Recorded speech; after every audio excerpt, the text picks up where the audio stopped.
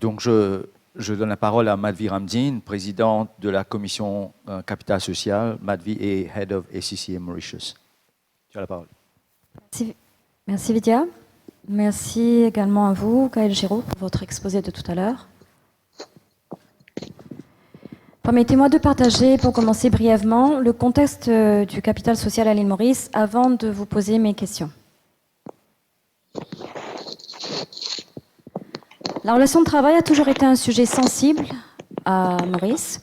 Un dialogue social franc et constructif nous a beaucoup aidé à surmonter nos différends et à adopter jusqu'ici une approche de conciliation. Les entreprises à Maurice ont toujours joué un rôle primordial dans notre développement économique et social. Au fil des années, nous avons constaté, avec la diversification de notre économie, l'émergence de nouveaux secteurs d'activité, incitant les entreprises à investir dans la formation et rehaussant de ce fait la qualité de l'emploi.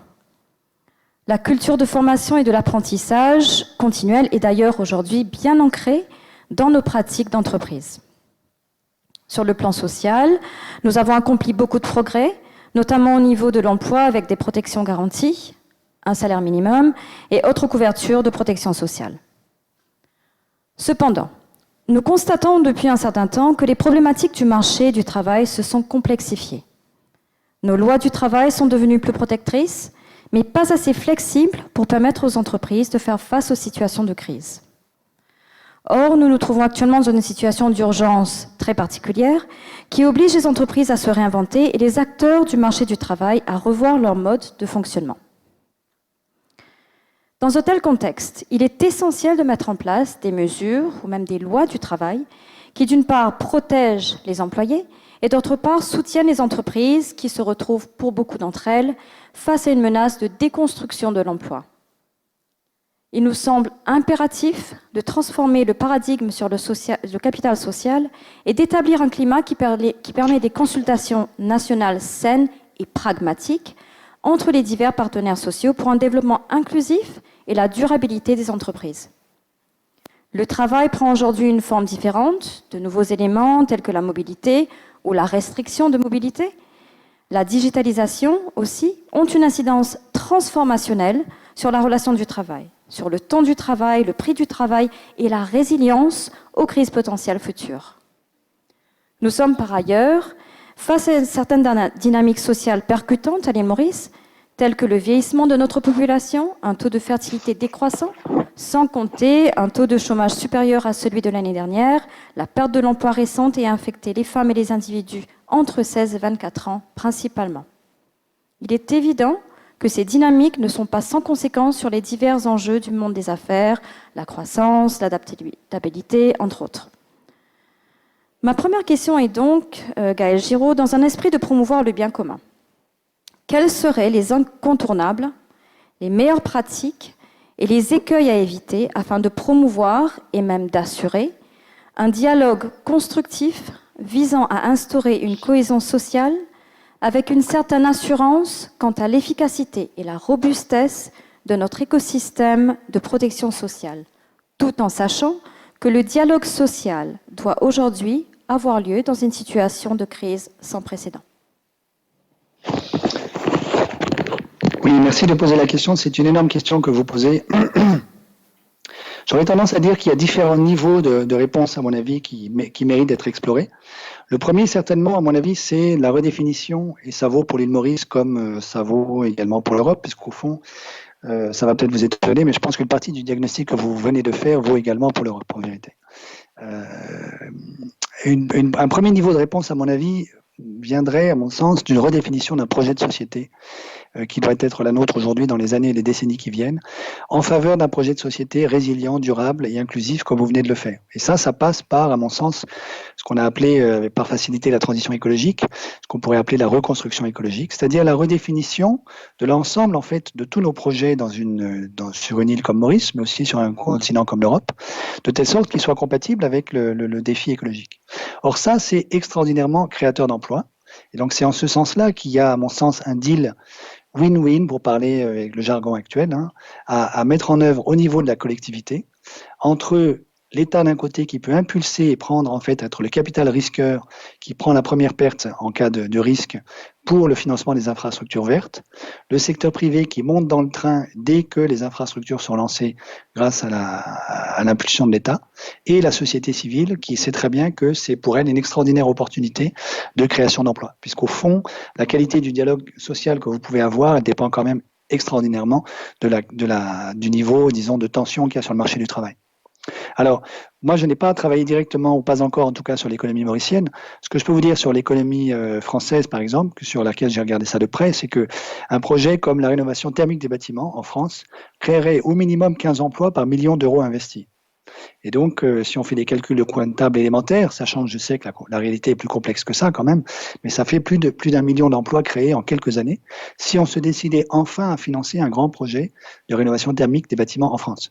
À la fois pour permettre de chauffer plus facilement quand il fait froid et de refroidir plus facilement quand il fait chaud. Voyez. Et donc, ça, c'est un exemple très très simple. Les autorités publiques françaises le connaissent depuis longtemps et malheureusement ne le mettent pas en œuvre, alors que ça créerait au moins autant d'emplois que le nombre d'emplois que nous avons perdus à l'issue du confinement cette année, à savoir en gros 1 million d'emplois. Donc il faudrait, à mon avis, ce serait ça, à mon avis, un projet, disons, inclusif et durable pour l'île Maurice, réfléchir à la mise en œuvre d'un grand plan national de construction, de reconstruction ou de transition écologique vers des énergies renouvelables et vers une adaptation de l'île à l'impact du dérèglement climatique, dont j'ai essayé de montrer dans ma première allocution qu'il va être massif.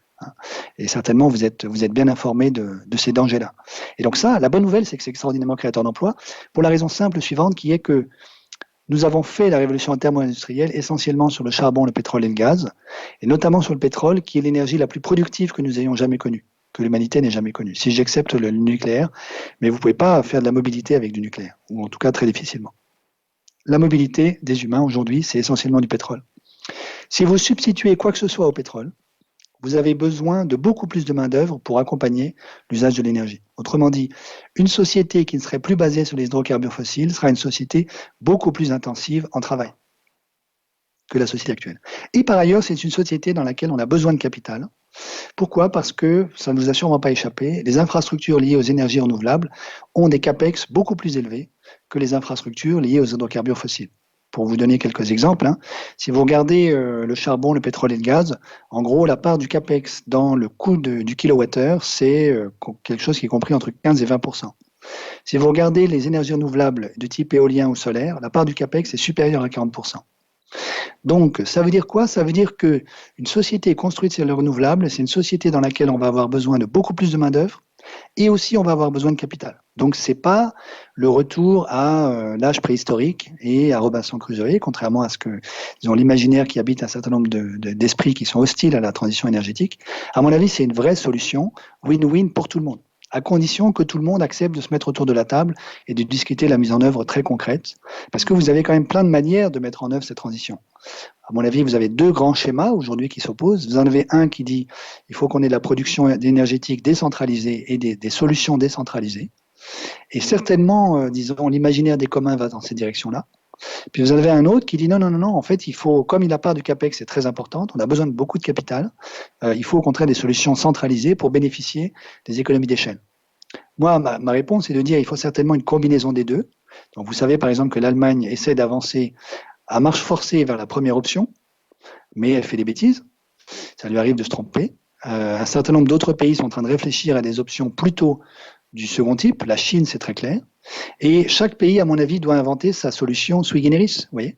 Donc ça dépend évidemment d'une espèce de grand dialogue à mon avis collectif que vous pourriez avoir à Maurice, mais je ne dis pas ça au sens où j'aurais quelques leçons à donner à l'île Maurice. On doit avoir ce même dialogue en France, et malheureusement, comme vous le savez sûrement, nous ne l'avons pas pour l'instant. Mais je crois que ce que nous devrions faire, c'est avoir ce dialogue avec toutes les parties prenantes, en traitant la question justement de l'écologie, de l'énergie, de la santé, du dérèglement climatique, comme un commun qui nécessite ce type de discussion et de compromis. Et à mon avis, il faut que chacune des parties prenantes arrive à prendre conscience du fait que la transition écologique, c'est un plan win-win pour tout le monde. Voilà. Peut-être que c'est un peu abstrait comme réponse, mais vous voyez, c'est une réponse plutôt politique. Après, on peut rentrer dans le détail. Je suis assez convaincu pour ma part que si on veut sortir du débat flexi-sécurité à la danoise, il y a aussi une question de gouvernance des entreprises. Comment est-ce qu'on aide à mettre en œuvre plus de participation de la part des salariés dans les entreprises? Moi, je suis assez admiratif de ce qu'on appelle la Mitbestimmung, c'est-à-dire la codétermination à l'allemande, que nous n'arrivons pas à faire en France. Ça, c'est un vrai enjeu. Et si on veut qu'il y ait des décisions fortes qui soient prises au niveau des entreprises et qui soient partagées par les employés, il faut faire monter, à mon avis, les employés, les salariés ou les représentants des salariés dans les conseils d'administration. Beaucoup plus que nous n'avons l'habitude de le faire pour l'instant. Et là, à mon avis, ça fait partie du dialogue social qu'on doit être capable d'inventer, vous voyez. Après, je peux rentrer bien davantage dans le détail, mais à mon avis, la big picture, c'est celle-là.